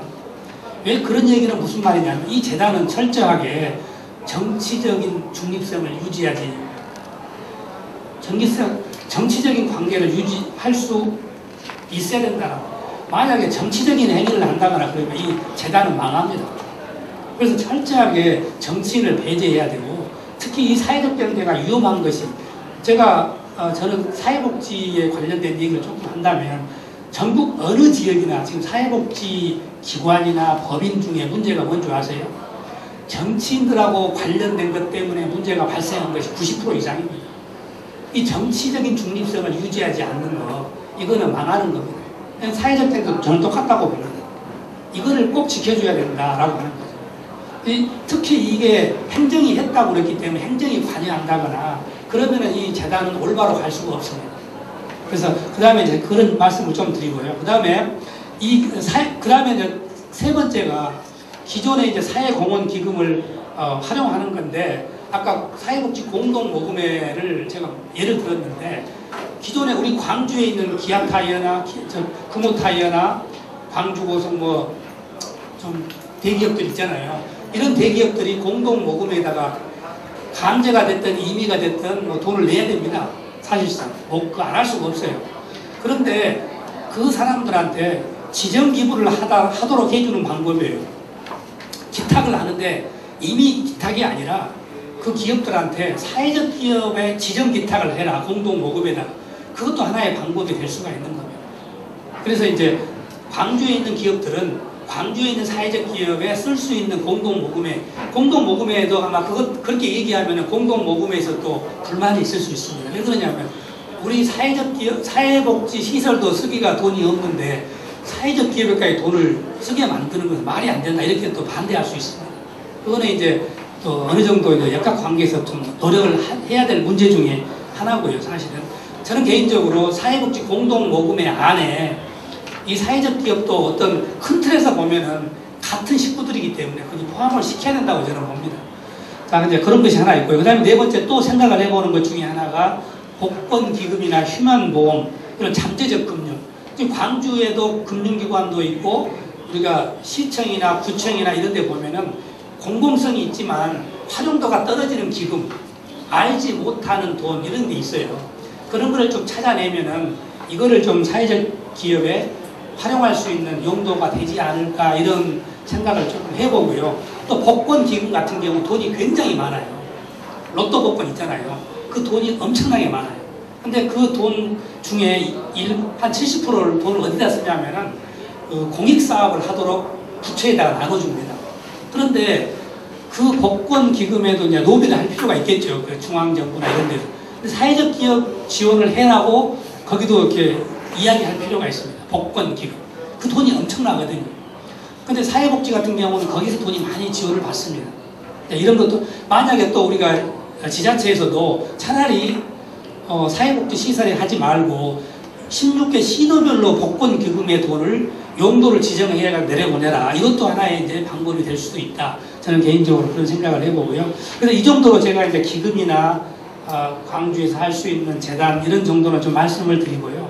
아까도 말씀드렸지만 설령 이것이 만들어졌다, 기금이 형성이 됐다고 하더라도 그걸 만드는 것만으로 끝나는 게 아니에요. 다른 외국에서도요, 이 기금 때문에 싸움이 나는 게 많고요. 또 문제가 굉장히 복잡한 사례들이 많았습니다. 그렇기 때문에 이 사회적 기업에 종사하는 사람들이 이 사회적 금융에 대한 공부를 해야 돼요. 이 분야에 대한 자본시장이나 이런 부분에 대한, 그래야 자본을 조달하는 방식을 가서 어필할 수 있고 이야기할 수 있어야 됩니다. 좀 전문 지식이 가지고 있어야 돼요. 특히 협의회나 또는 권역별 네트워크나 이런 데에서 사회적 금융에 대한 지식, 우리나라에서 사회적 기업 중에 이런 사회적 기업에 관련된 금융 분야에 대한 지식이 있는 사람이 거의 없습니다. 지금 제가 알기로 우리나라에서 전국적으로 봐도 이런 사회적 금융에 대해서 조금 아는 사람을 좀 누가 있냐 없습니다. 거의 없어요 지금. 그리고 이런 분야에서 강의를 맡길 사람도 사실은 없는 거예요. 제가 알기로는 문진수 원장 이외에는 지금 사실 없거든요. 저도 지금 개인적으로는 이게 설명을 했지만 안 가봤어요. REDF, CDF 가보지 않았어요. 제가 책에서 공부를 해가지고 써놓은 것 뿐이에요. 그리고 실제로 이 써놓은 것이 내가 눈으로 확인을 안 해봤기 때문에 저도 잘 몰라요. 그래서 이게 굉장히 책에 써놓은 내용들을 너무나도 우리가 맹목적인 그대로 받아들일 수 없는 부분이 또 있거든요. 쉽지 않습니다. 이런 분야. 실제로 제가 다른 보고서에 보니까 외국에서 논란이 아주 많더라고요. 왜? 자본주의 사회에서 금융이라고 하는 것은 손해보는 짓을 절대로 할 수 없거든요. 그것은 사회적 기업이 결코 예외가 아니에요. 누가 그 사회적 기업이라는 이유만으로 돈을 무이자로 대주고 저리로 융자를 해주겠습니까? 그만큼의 역할과 책임성을 담보하지 않고는 안 한다는 거예요. 그게는 자본주의 사회는 진리입니다. 그렇기 때문에 우리 사회적 기업 하는 사람들도 그 책임감, 거기 어떤 자본에 대한 어떤 그 역할, 이런 것들을 반드시 책임성 있게 해주지 않으면 우리가 맹목적으로 주장할 수 있는 근거가 없는 거예요. 이런 점을 제가 말씀을 드리고, 그래서 거기 보면 몇 가지 제안에 전문가 양성이랄지 수요자로 다변화해야 된다, 뭐 이런 거, 모금의 역량을 키워야 된다, 이런 부분들을 제가 적어놨습니다. 그래서 시간 관계상 이 정도로 제 말씀을 마치고요. 우리 토론자나 또 방청석에서 말씀해 주시면 추가적으로 말씀드리도록 그렇게 하겠습니다. 감사합니다. 네, 수고하셨습니다. 그 문건에도 나와 있듯이, 그러니까 어쨌든 그 사회적 기업을 하시는 당사자분들께서도 이제 이 문제는 그 굉장한 책임성이 좀 필요하지 않느냐라고 하는 거죠. 그러니까 그 일반 금융 쪽에서 바라보면 사회적 기업을 대단히 저효율 내지는 고 리스크의 그 하나의 대상으로 바라본다는 거죠. 그래서 실제로 이제 여기에 돈을 꽂으면 이자는 고사하고 이거 원금이라도 해소할 수 있느냐라고 하는 부분에 대한 신뢰가 대단히 약한 거고요. 그 신뢰가 없는 상황에서는 어떤 그 금융과의 그 관계를 맺는다라고 하는 것이 현실적으로 대단히 어렵지 않느냐라고 하는 그런 그 분위기들이 좀 분명히 있지 않느냐라는 생각이 듭니다. 아무튼 이제 어쨌든 이것은 환경 문제이기도 하지만 사회적 기업을 해 나가는 당사자들의 문제로 생각하고 이 부분에 대한 책임감을 가져야 되는 거 아니냐라고 하는 그런 말씀이셨던 것 같습니다. 아무튼 시간 잘 지켜주셔서 감사합니다. 다음은 그 토론의 시간인데 이제 좀 더 구체적인 문제들로 각각 좀 접근이 되어가지 않겠느냐라고 생각을 하고요. 첫 번째 토론자는 그 광주 사회적 기업 협의회 부회장님이신 나정승 부회장님께서 한 15분 해주십시오. 네, 반갑습니다. 전 더 빨리 하겠습니다. 발제를 보면서 참 애정이 느껴졌습니다. 우리 박상환 교수님이 정말 사회적 기업 자랑하시고 구체적으로 고민하신 흔적이 느껴져서 감사하고요. 또 감개무량한 점이 있어요. 2006년에 사회적 일자리 사업에 뛰어들어서 있었는데 그 당시 그 분위기는 이런 거였거든요. 하이테크 공공근로사업. 무슨 펀딩하고 뭐 투자 수익률 이런 걸 내놓을 수 있는 분위기가 아니었는데 지금은 이제 5년, 6년 지나고 나니까 이제 기금 이야기를 하기 시작하고 기금 이야기 한다는 것은 회사로 인정해준다는 말이잖아요. 사회복지 시설이나 또는 이렇게 공공근로 사업이 아니라 앞으로 먼 미래로 봤을 때 산업으로 대우해주겠다. 뭐 이런 측면에 참 감개무량하다 말씀드리고 기본적으로 그 사회적 기업을 위한 기금 조성 방안은 저는 생각하기를 현 단계로는 정부가 기본 기금 소시처를 만들고 또 민간이 매칭해서 이렇게 만들어내는 작업이 돼야 될 것 같습니다. 그리고 종래적으로는 자립해야죠. 종래적으로는 씨앗이 되는 자본들을 십시일반으로 모아서 공동으로 관리해야죠. 협동조합이 지금 금융업은 할 수 없게 했는데 결과적으로는 하게 되지 않겠느냐. 왜냐하면 이게 정책자금 몇 번 줘서 될 수 있는 게 아니라 끊임없이 수많은 십시일반 돈 내는 착한 소비자들, 착한 투자자들이 투입이 돼야 이게 지속 가능한 자금이 조성이 된다고 생각을 하고 있습니다. 그리고 저는 놀랐는데 여기 지금 발제에 나와 있는 그 시도를 제가 상당 부분 많이 해봤습니다. 실제로 우리 자금을 조성하고 운영하기 위해서 사회연대은행 가서 대출 심사 받고요. 대출 신청해서 대출 받아봤습니다. 그리고 열매 나눔 재단에 시설자금 신청도 해봤습니다. 그리고 기업의 삼성 꿈장학재단에 프로포절 사업 그것도 또 해봤습니다. 또 사회복지 공동모금회 프로그램 사업 자금 조달을 위해서 어떤 구름에 비올지 모르니까 백방으로 뛰어본 어떤 경험들이 나와 있습니다. 그래서 저는 이제 현재 자금을 충분히 여유가 있다면 그런 자금을 잘 조성을 해서 잘 운영을 하면 되겠지만 아주 난해하다, 어렵고 자금을 조성하기가 쉽지 않다 생각을 하고 있습니다. 그래서 일단 가장 최근에 제가 시도해본 게 어떤 거냐면요. 사회적 기업이 올해부터 중소기업으로 인정을 받았어요. 그리고 중소기업 정책 자금이 있습니다. 이 규모가요 2조 이렇게 됩니다. 그래서 이 창업 이전 단계, 또 창업 단계, 또 어느 성장 단계, 정착 단계, 단계 6단계별로 자금을 다 받아 쓸 수가 있어요. 사회적 기업이라고 우리만 펀드를 모을 게 아니라 기존에 나와 있는 펀드를 이용할 수 있는 길이 많습니다. 특히 제조업으로 업종을 선택하면 더욱더 유리합니다. 그리고 사단법인 같은 경우 힘들었거든요. 그러나 인증 사회적 기업을 되면 또 마찬가지로 프로포절 자격을 주고 그래서 현재 단계로서는 기존에 있는 기금들을 잘 활용을 해서 우리가 밑바닥을 깔아야겠다 이 생각을 제가 많이 하고 있거든요.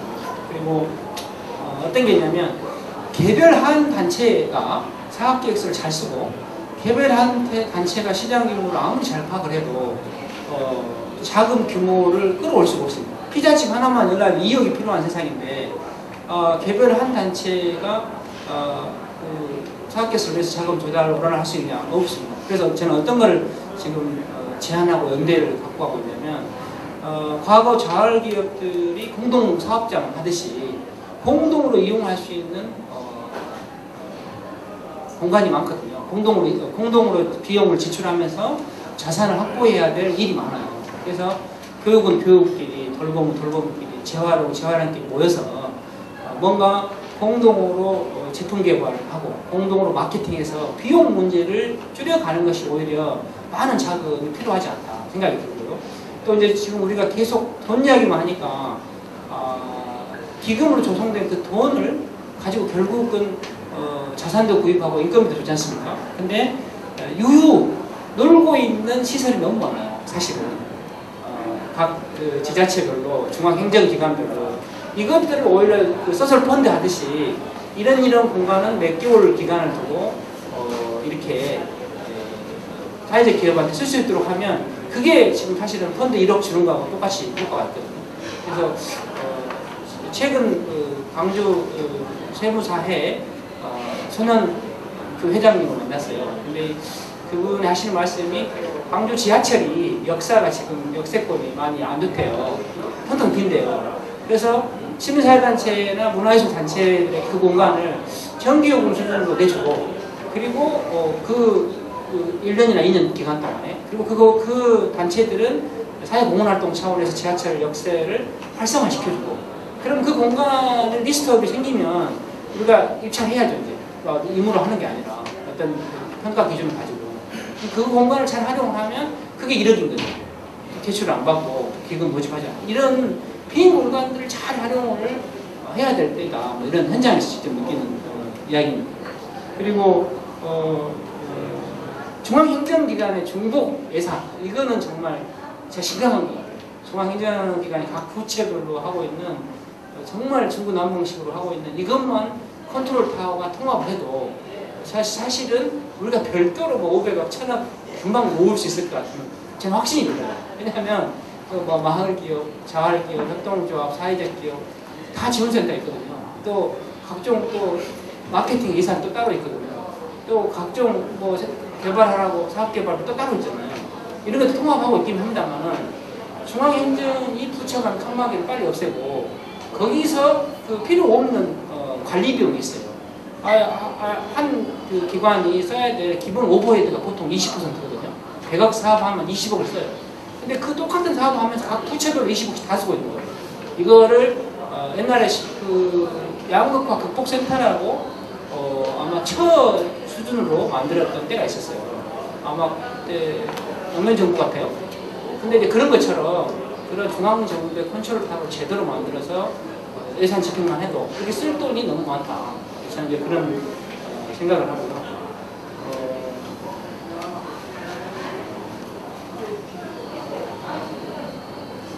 운용 측면에서 이제 말씀을 드리면 자산을 갖고 운용, 현금이 모였던 데 모였다. 그러면 사실은 선진 그 금융 기법이 필요한 건 정말 사실입니다. 원래 이제 금융은 새로운 산업을 고도화시키는데 아주 좋은 수단이지 않습니까? 태행 산업이 있다. 그러면 거기는 대출했던 돈을 걷어들이면 돼요. 그리고 신산업이 있다. 그러면 여신을 줘서 올라가게 만들어주면 돼요. 원래 이제 그 선진 금융 기법이 이제 그렇게 가는 거예요. 그러려면 우리나라가 후진 금융 기법이라는 이유가 뭐냐면 너무 안전 차원에서 담보만 잡는 거예요.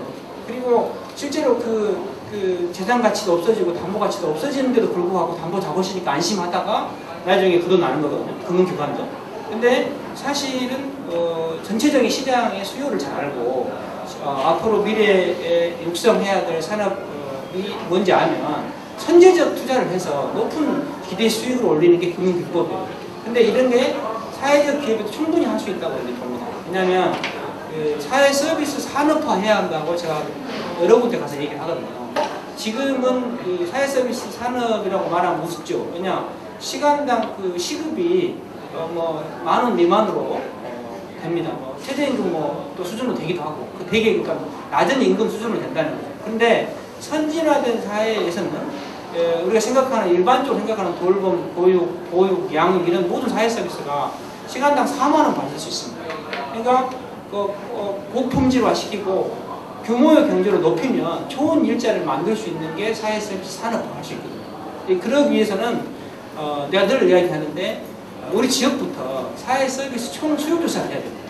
그러니까 이번 사업개발비가 A, B, C, D 유형으로 나눠서 선택과 집중하라고 고용노동부를 메시지를 줬어요. 근데 예산은 17억인가 밖에 안 되고 단체는 120개니 차등은 두긴 했습니다만은 거의 그 균등 분할 수준으로 밖에 나눌 수밖에 없는 그 행정당국의 고충을 나는 이해를 합니다. 근데 왜 그러냐면 제가 한 2분 40초 면접 받던가 그래요. 제가 관상 보고 사람 뽑지 않는 이상 그 사업의 타당성 어떻게 보겠어요? 그래서 강조발전연구원 같은데 사회 서비스 총 수요 조사를 해서 지금 결국 산업화 핵심은 선택과 집중입니다.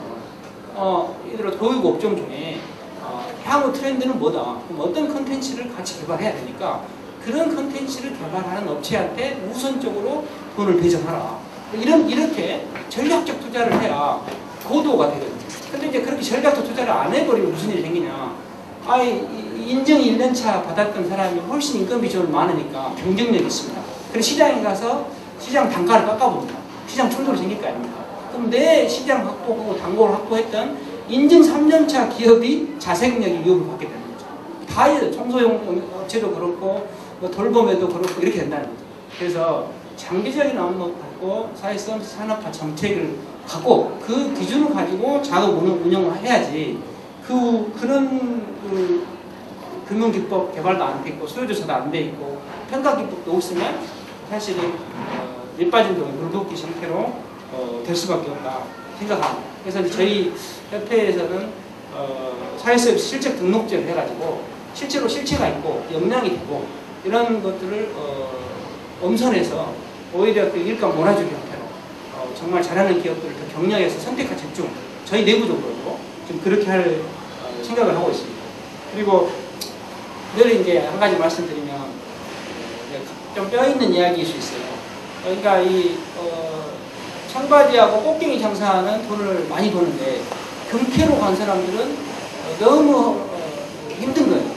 사회적 기업 현장에 있는 활동가와 현장에 있는 단체들은 갈수록 힘든데 관리하고 지원하고 하는 관료와 돼가지고 거기서 그 오버헤드 일단 우리 목소리가 잘 안 올라가고 근데 이것도 돈을 집행하는 데서도 대단히 유용한 사실은 이런 위기가 발생할 수 있는 의의다. 그래서 중립시켜야 된다. 100번 동의하고요. 그러니까 중립시키는데 완전히 행정을 제외시키란 말은 아닙니다. 원탁에 와서 협치, 거버넌스 개념으로 공동으로 관리하고 운영돼야 됩니다. 안 그러면 옥상으로 또 그 눈치 보고 아까 정치인 이야기했는데 또 누구 정치인 느낌 하나로 그냥 정책이 확 바뀌어버리고 예산이 확 바뀌어버리는 일이 다분히 생길 수 있는 소지가 자산 운영에도 있다 이렇게 생각합니다. 뭐 두서가 없는 이야기였습니다만 시간을 제가 마친 것 같습니다. 감사합니다. 네, 수고하셨습니다.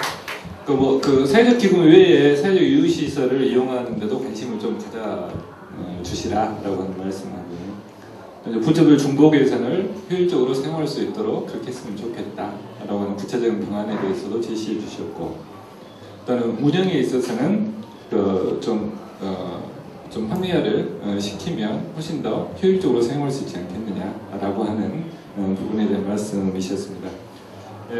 그 시간이 없으니까 다음은 우리 이한 회장님, 예. 네, 안녕하십니까. 저는 협동조합, 개별법에 의한 협동조합 활동을 하고 있는 생협활동을 하고 있습니다. 저희가 민간합동 워크숍을 같이, 기획팀에 같이 있었는데요. 저희가 이 주제를 정할 때 사람들이 굉장히 관심 있는 분야가 뭐냐. 과제도 과제지만 여러 과제가 있는데 가장 관심 있는 분야가 뭘까? 기금이 아닐까라고 생각을 했어요. 돈 문제가 가장 심각할 것이다. 그래서 같이 이야기하자고 하면 많은 사람이 올 것이다. 그렇게 하고 준비를 했는데 뭐 홍보가 안 될 수도 있겠지만 생각외로 너무 안 오셨잖아요. 그리고 이제 좀 급하게도 진행했지만 이제 이런 상황을 보면서 문자를 다 갔을 텐데 사회적 기업에 협동조합에 갔을 텐데 이 문제에 대한 고민이 아직 없으신 거예요. 참 이상하지 않아요?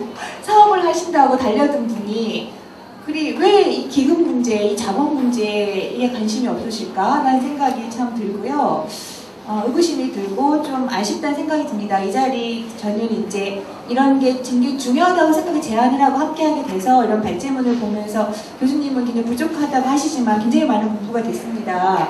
그리고 이제 그림이 조금 그려지고 이게 이런 거였구나. 그러면 우리가 뭘 좀 공부하면 되겠구나. 이렇게 좀 그림이 그려져서 굉장히 도움이 됐고요.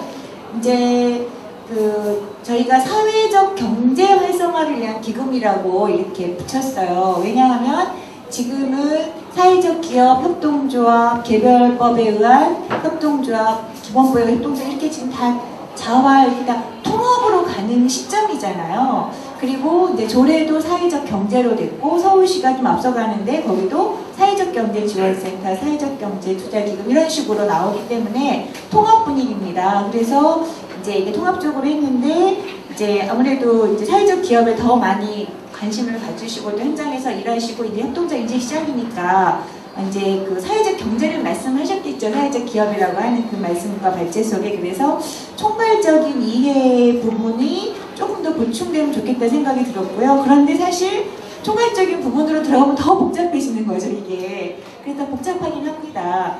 근데 이제 아이콥 생협 이야기를 잠깐 얘기하면 그러면 일반 협동조합들 그러면 다 이게 사회적 경제라고 했을 때에는 자활이라든지 일자리 창출 사업이라든지 그 다음에 협동조합, 사회적 기업 다 들어가는데 협동조합도 이분화되어 있잖아요. 일반 협동조합, 일반 그 기본법에 의한 거, 개별법에 의한 거. 그랬을 때 일반법에 의한 개별협동조합들은 도대체 어떻게 하고 있느냐, 생협은. 생협 같은 경우에는 정말 아이콥 생협 같은 경우는 자본의 문제를 너무나 심각하게 고민을 하고 사업을 굉장히 적극적으로 하다 보니까 굉장히 이게 필요해요, 돈이. 근데 누구도 어느 금융회사에서도 인정하지 않는 거죠. 사회적 경제에 대해서 말씀하신 대로 인정하지 않기 때문에 구할 수가 없어요. 그래서 결국은 조합원으로부터밖에 올 수가 없는 거죠. 그래서 출자금과 조합원 차입금으로 합니다.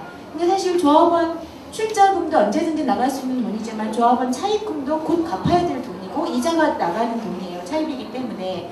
그렇지만 이제 다른 데서 구할 수가 없으니까 차입을 통해서 하고 사업을 통해서 하는데 그러려면 신뢰가 필요한 거죠. 그래서 그래도 이제 그동안 쌓아왔던 여러 가지 관계성과 신뢰 때문에 자금이 모이고 있는 굉장히 저희들도 보서라도 와 이건 굉장한 역사다라고 할 정도로 조합원의 참여에 의한 자립과 자치의 정신을 그대로 실천하면서 자본을 만들어가고 있습니다.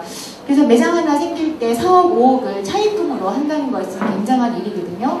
그래서 이제 그러한 것들이 어떻게 만들어졌는가. 그러니까 기금 조성할 때 외부적인 기금도 중요하지만 내부적으로 자립적으로 했을 때 조합원으로부터 뭐 또 이렇게 지원, 그러니까 모금을 어떻게 할까 했을 때는 정말 신뢰와 어떤 그 사업성인 것 같아요. 그래서 그런 부분을 내용을 좀 보시면서 힌트를 얻으실 것 같고요. 이제 아이콥 생협 전체적으로는 역시 그래도 금융기관이 필요해요. 그래서 저희가 이제 이렇게 일반 협동조합, 그러니까 협동조합법에서 금하고 있으니까 공제만 간신히 열렸거든요. 그래서 어떻게 이 금융을 우리가 해야지 이게 사업에 있어서는 피가 순환되는 건데, 그래서 이제 새마을 금고를 만들어 보려고 이제 문을 두드려 봤는데, 같은 사회적 경제 파트인 새마을 금고가 다 IC에 다 속해 있는 협동조합이에요. 그런데 굉장히 허가를 안 해주는 거죠. 검토를 안 하고 자기 밥그릇 싸움하듯이 허가를 안 하고 직장 새마을 금고, 그러니까 지역 새마을 금고는 꽉 차서 안 된다. 직장 새마을 금고를 신청해도 그것이 계속 안 나오고 있어요. 그래서 이거는 참 협동조합 간의 협동이고 제3 어떤 섹터인 사회적 경제를 진흥하는 곳에 한 식구가 방해를 하고 있구나. 같은 식구가. 그런 생각을 하게 됩니다. 그래서 참 과제가 크고 갈 길이 멀다라는 생각이 있고요. 그래서 이제 총괄적인 그 움직임으로 가면 굉장히 복잡해진다라는 걸 다시 한번 보고, 이제 그러기 때문에, 그렇지만 이게 한 대로 묶이면 복잡하기도 하지만 또 어떤 시너지 효과가 있을 것이 굉장히 많아요. 그러니까 이 신협이나 새마을금고가 문을 열기 시작하면, 또 정부로부터 자립성을 가지면서 문을 열기 시작하면 그것을 통한 협동조합 운행이 될 수 있는 거잖아요. 그래서 그런 해법도 통합함으로써 복잡하기도 하지만 열릴 부분이 굉장히 많이 있다고 생각이 듭니다. 그래서 먼저는 이제 나정승 선생님께서 말씀하신 것처럼 정말 각 부처로 별별 법 아래서 다 각자 가고 있잖아. 그래서 통합하는 게 가장 필요하다. 우리가 사회적 기금에 관한 얘기를 할 때 보니까 어떤 기본 조건이 있어야지 기금도 제대로 되더라는 생각이 다시 듭니다. 그래서 기본 과제는 통합적인 법률 체계 및 행정 지원을 가져야 되겠다라는 생각을 다시 하게 되고요. 그래서 이제 다시 각 부처로 있던 것을 좀 통합하기로 하는데, 협동조합 기본법이 아마 이 통합의 물꼬를 조금씩 트는 것 같아요. 그래서 사회적 기업이 협동조합 법인격을 갖게 되는 그러한 이제 중복되는 통합되는 것이 시도가 되는데, 이제 그런 말씀이 나오더라고요. 김기태 한국협동조합연구소 소장님 말에 그 글에 보면 협동조합 통합법, 공통법 이런 거를 해야 될 때가 오지 않겠느냐. 모든 개별이나 기본법은 합해서 그런 것이 곧 오지 않겠냐는 생각을 하는데 쉽지는 않고요. 이제 다른 지금 영국이나 뭐 캐나다나 미국이나 이런 사례를 보더라도 일반 협동조합, 개별 협동조합은 100년이 넘는 역사를 갖고 있고, 지금 사회적 협동조합이라고 하는 사회적 기업과 같은 어떤 사회 서비스 분야를 협동조합으로 당사자들이 이루어가는 이러한 영역은 또 새로운 영역으로 올라오기 때문에 둘을 한 대로 묶기는 정말 쉽지 않고 이원화 구조를 가져가고 있더라고요. 그래도 서로 공유하고 서로 도울 수 있는 걸 가져갈 수 있겠죠. 그래서 쉽지는 않지만 어쨌거나 법 체계가 좀 하나가 됐으면 좋겠고, 이제 그 행정기관으로 보면 다른 나라 사례 보면 영국은 시민사회청이 있고 프랑스는 뭐 사회연대 경제청이 있고 그렇다고 그래요. 그래서 우리나라 같은 경우에 제안하신 어떤 글을 보니까 대통령 직속의 사회적 경제위원회라도 좀 돼서 그 좀 통합하는 기능을 했으면 좋지 않겠냐. 이거는 아마 대선 때 다른 어떤 당의 공약이기도 했어요. 이제 그런 것들이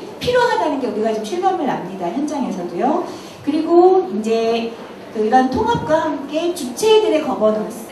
그래서 사실 이런 자리가 사회적 기업 박람회지만 협동조합, 다른 개별 협동조합, 뭐 마을 기업 다 와서 사실 공통으로 문제의식을 공유하는 거. 그래서 우리들끼리 정보를 공유하고 생각을 맞춰가는 게 중요하고, 그 다음에 지자체나 재단이나 투자금융이나 이렇게 그들과도 같이 하는 이러한 거버넌스 체계를 구축하는 게 이런 활성화의 기본 조건이 되겠다 싶고요.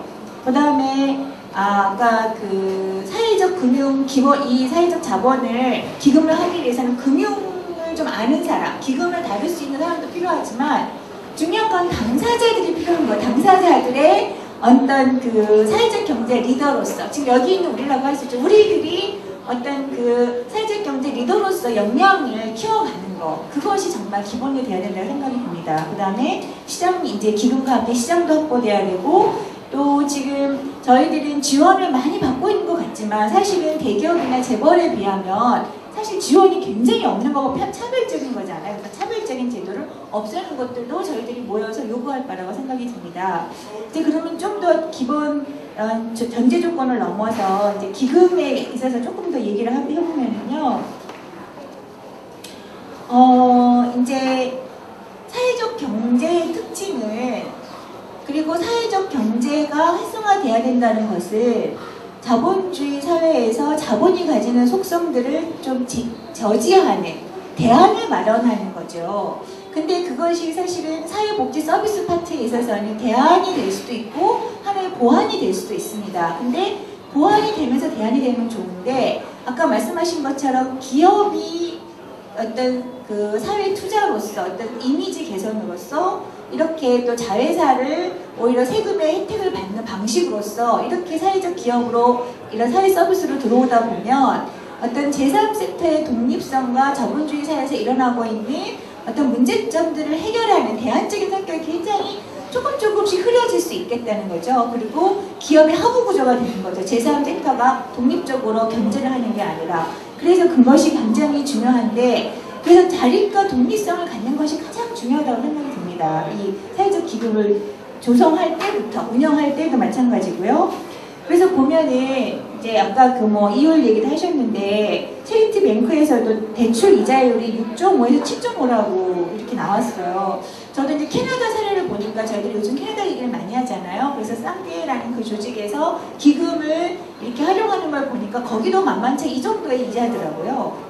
거기도 사회적 이 파트를 지원한다고 하지만 굉장히 냉정하게 지원을 하는 거죠. 받을 건 받으면서 위험 부담을 그냥 단순하게 봐주면서 지원금으로 채우지 않는 것들을 보면서 정말 우리가 자립과 자치의 기본을 훼손해서는 안 된다는 생각이 정말 들고요.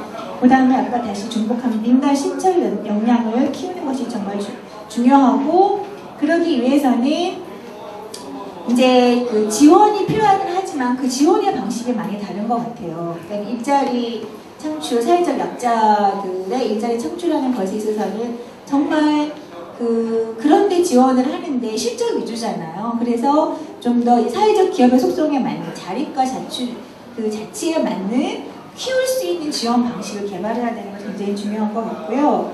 그 다음에 이제 아까 기업에서의 지원과 모금에 우려도 있지만 이제 독립성이 어느 정도 있어야 되는데 배울 것도 있다고 하셨잖아요. 그래서 저도 이제 개인적으로 옆에서 들었어요. SK나 뭐 삼성재단에서 그 프로젝트를 했을 경우에는 정말 천투천미하더라. 굉장히 다르다. 이러니까 기업이 돈을 버는구나. 이런 얘기를 들었다고 하는데 채택할 거는 좀 채택할 것이 필요하고 또 나름대로 견제하고 화보 조직이 되지 않는 그러한 견제는 필요하다고 생각이 듭니다.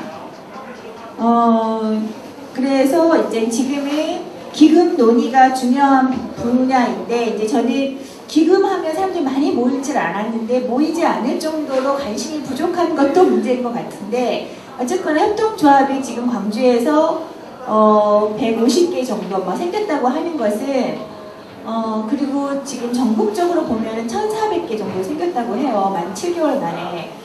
그러면 굉장히 붐이잖아요. 그리고 그 광주에서 풀었던 10억 원이 이것을 불러온 거잖아요. 그래서 굉장히 우려를 많이 하고 있는데 기금 논의는 우리가 이제 정말 그 자립과 자치라는 속에서 냉정하게 보면서 잘못 이해하지 않도록 하는 것이 중요한 것 같고요.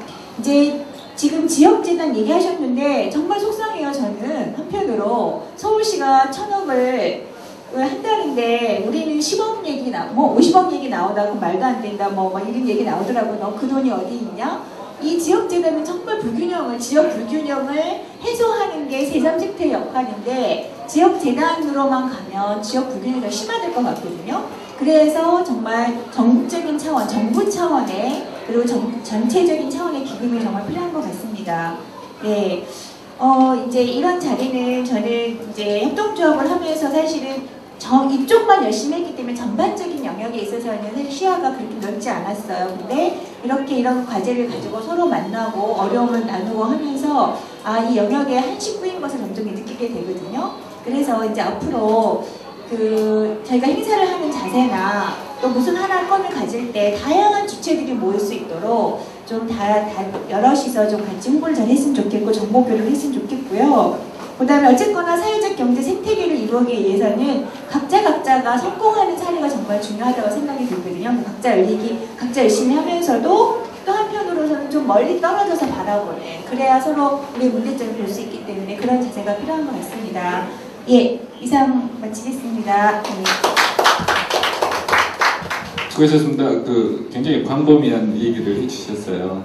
그러니까 어쨌든 이제 기금 문제도 그렇고 그렇지만 이제 그 모든 부분이 우리의 주체적인 역량과 신뢰가 전제되지 않으면 굉장히 어려운 거 아니냐. 그래서 대단히 좀 원칙적인 말씀이시지만 대단히 중요한 말씀 아닌가라고 생각을 하고요.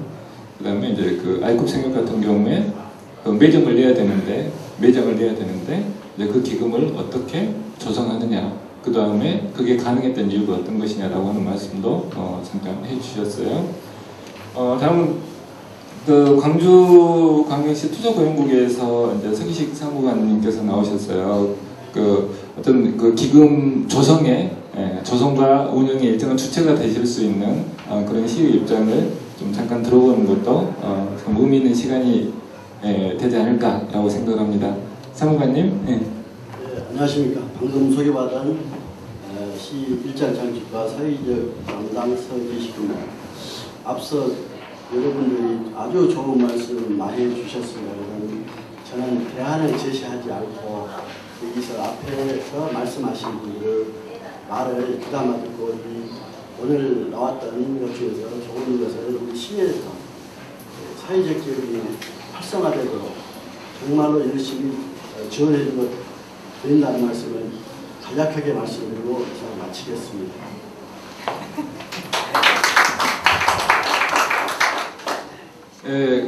감사합니다. 아까 제가 소개 잠깐 말씀드렸다시피 사회적 경제 지원 조례가 이제 상임위 본회의 통과했나요?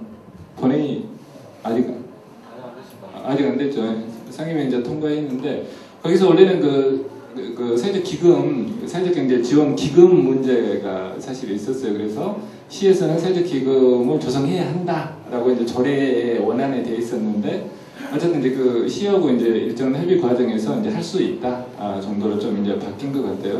어쨌든 이제 우리의 현실이니까 어쨌든 타협이라기보다는 어쨌든 우리 현실을 좀 반영한 거 아닌가라는 생각이 좀 들어요.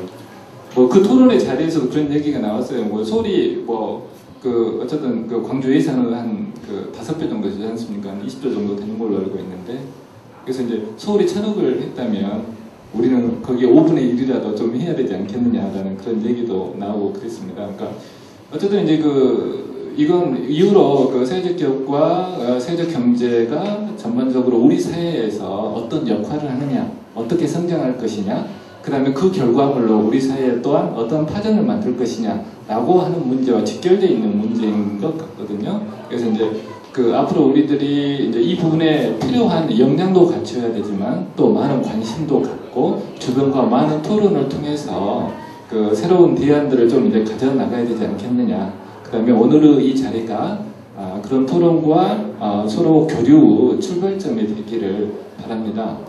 혹시 지금까지 주제 발제나 토론 과정에서 혹시 질문하고 싶다든가 잠깐 이 문제를 잠깐이라도 좀 토론해보고 싶다라고 하는 그런 문제가 있으시면 혹시 질문도 좋고요. 일정한 이 문제 한번 잠깐 토론해보고 싶다라고 하는 문제 혹시 있으시면 잠깐 말씀해 주실 분 계실까요?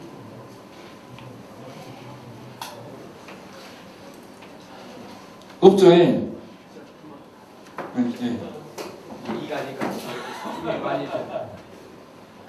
예, 감사합니다. 이렇게 많이 준비해 주시고 또 네 분 발표 한 분 그리고 또 토론 세 분 또 사회까지 앞에 나오신 분하고 또 마주 앉아 있는 분이 수가 비슷한 것 같아서 좀 면목도 없고 이 좋은 자리를 같이 공유하지 못해서 안타깝습니다. 오늘 타이틀이 사회적 경제 활성화는 기금 조성 방안인데 발제를 같이 보고 또 토론하는 내용 들어보면은 참 더 중요한 건 기금 조성이 아니고 이미 있는 거라도 어떻게 더 활성화해서 또 활용하는 것이 더 중요할까 여기에 대한 고민을 좀 더 나눠봐야 될 자리인 것 같습니다.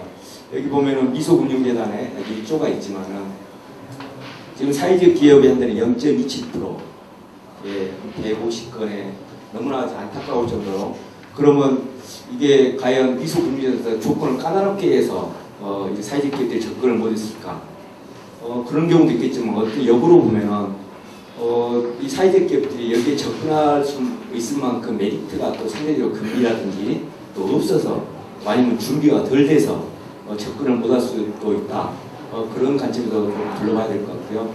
또 사회적 기업 펀드를 지금 고용노동부에서 이미 매년 25억씩 조달하면서 매칭을 하는데 주변에서 기업들이 그 매칭을 하든지 안 하든지 관계없이 계속 지금 조성을 하고 있지만 실제로 또 운용률은 계속 추가로 쌓이지만은 이마저도 이 펀드들이 못 쓰고 있는 실정인데 제가 아까 내용을 보면서 참 우리가 REDF 그러면서 사회적 투자 수익률 아까 우리 나정성 부회장이 하면서도 우리 적어도 사회적 서비스 산업으로 표현을 쓰면서 그건 적어도 수치하고 아마 좀 더 해봤는데 우리가 사회적 투자 수익률에 대해서는 우리 약간 사회적 기업의 적어도 어떻게 사회적 기업이 가야 하는지 철학을 가지고 이걸 우리한테 좀 우리 거로 좀 소화할 필요가 있다. 그 필요성이 느껴지는데요. 여기 교수님께 이제 좀 여기 좀 부연 설명 듣고 싶은 것은 지금 이 사회적 투자 수익률 모델이 전 세계로 퍼져나오고 지금 우리 정부도 벤치마킹에 한창이라면서 내가 이게 좀 감동 있게 있는 게 우리 여기서는 아주 그 대출도 과감하게 근데 단순히 일자리를 창출하고 고용 창출한다 해서 사회적 목적이라고 보지 않고 착한 기업의 목적이 최소한의 일자리가 아니라 제대로 된 일자리를 못 만들어주면은 과감하게 퇴출한다는 거고 내가 이 발상이 좀 우리도 여기에 대해서는 좀 느껴봐야겠다. 그냥 5년 동안 지원이 끊기면은 뭘 그냥 소리 소문 없이 여기에 대해서 우리가 진짜 고민을 해봐야 된다. 최소한의 일자리가 아니고 제대로 된 일자리에 대한 고민을 하려면은 적어도 이 현재 조정된 이 펀드들이 그 정도의 능력이 된 기업들한테는 좀 더 적극적으로 서로 접근할 수 있게 이제는 그렇게 꼭 좋은 편이라고 사회적 기업한테는 선택과 집중이라는 표현이 꼭 저는 좋다고는 보지 않지만은 적어도 여기에 대해서 고민을 진지하게 해봐야 될 필요성이 있다. 그런 생각이 드는데 교수님 지금 우리 기업들이 우리 정부에서 지금 적극적으로 이 사회적 투자 수익률에 대해서 고민하고 벤치마킹을 지금 정부에서 하고 있다는데 혹시 어디 좀 들은 소문이라든지 좀 정부에 대해서 제언하고 싶은 오늘 그거라도 하나 던져서 강력하게 좀 압력을 좀 냈으면 할 필요성이 있는데 어떻게 생각하십니까? 네. 질문해 주셔서 감사합니다. 지금 그 SROI라고 이게 지금 우리나라에서 한 5년 전부터 지금 카이스트의 이승규 박사하고 지금 성신여대로 간 라준영 교수라 이런 분들이 우리나라에 맞는 SROI를 개발해가지고 지금 이미 다 만들어 놓은 것도 있습니다. 있고 실제로 활용을 하고 있어요. 근데 이게 너무 복잡하고 어렵기 때문에 실제로 현장에 사용을 안 합니다.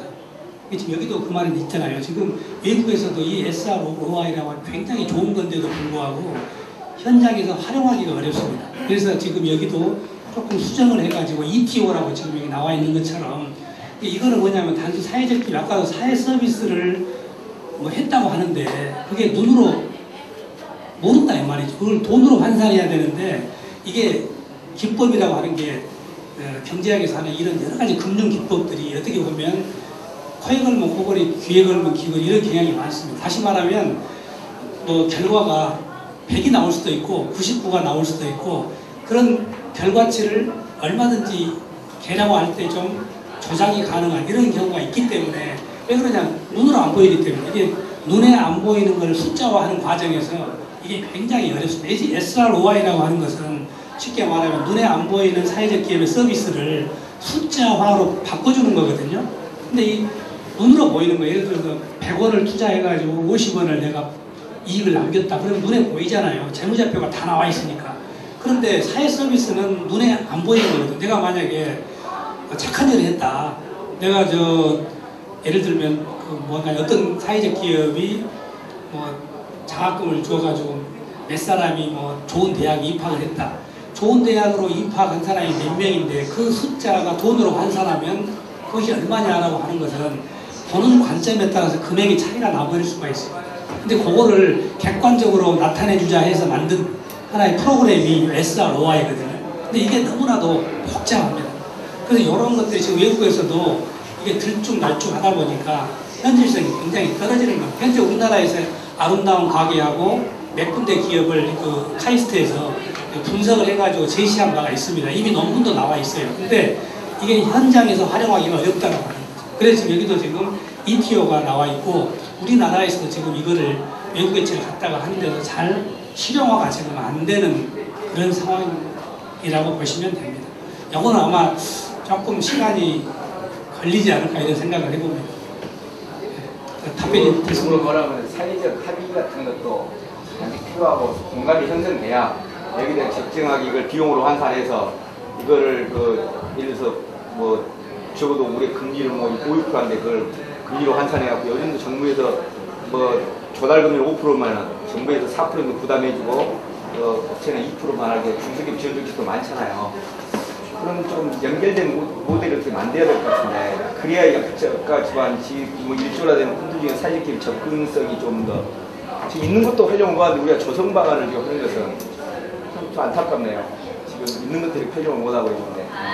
그렇죠. 지금 공동 모금회랄지 그런 부분을 조금 바꾸는 것만 해도 굉장히 지금 있는 제도를 조금 바꾸기만 해도 굉장히 좀 유리한 그런 구조를 만들 수 있는 그런 장치가 얼마든지 있기는 있습니다, 사실. 예, 저기 뒤에 마이크.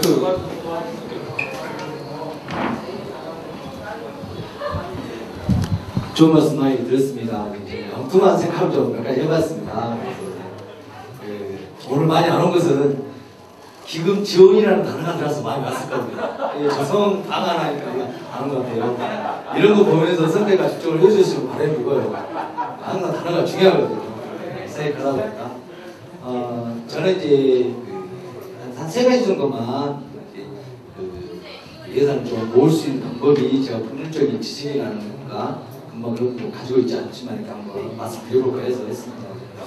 저희들이 보면 휴면 계좌 통해서 그런 미수금융 많이 하셨다고 이렇게 출발점을 했다는데 저희들도 카드가 1인당 몇 개씩 있습니다. 근데 회사마다 보면 캐시백이 소멸되더라고요. 1년 안 쓰면 바로 이렇게.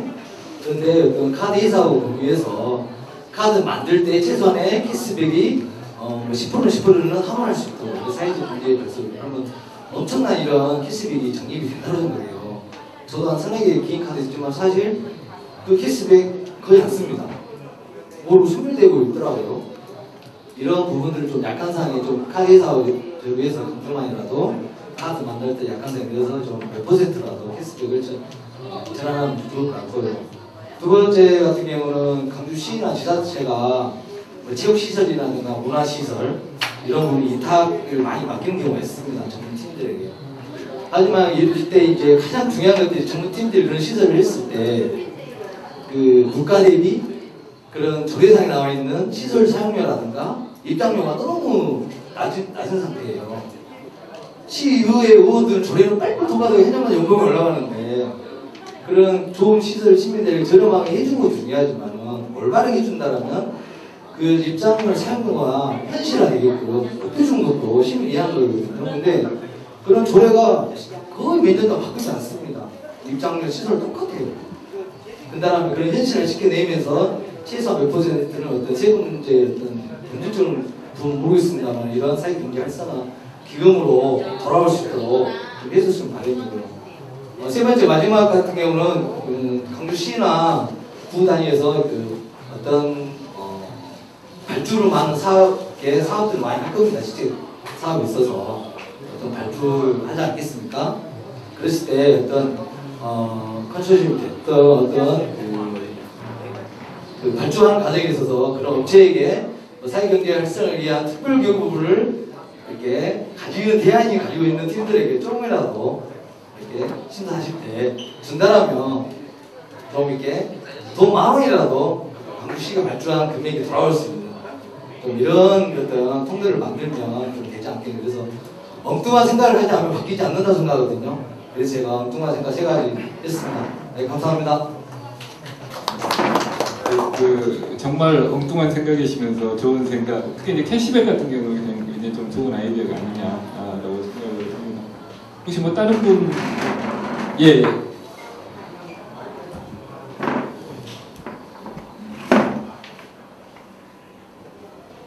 제가 천천히 읽어봤는데요. 생각을 해봤거든요. 매너된 말씀이지만 앞으로의 계획 또는 방안이 듣고 싶습니다. 앞으로의 계획 또는 방안이요. 근데 이제 그 계획이라기보다는 앞으로 어떻게 됐으면 좋겠다. 네. 대안이나 방향을. 네, 방향이요. 예. 저희들이 이제 그 어떤 조성우 주체는 아니니까 네. 계획이라기보다는 뭐 이런 방향으로 됐으면 좋겠다. 네. 예. 교수님.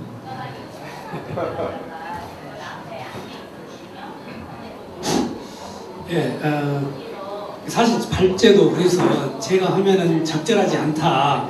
왜 그러냐면 사실 아까 좀 우리가 이런 일을 추진해야 될 주체가 저도 사실 포함이 되거든요.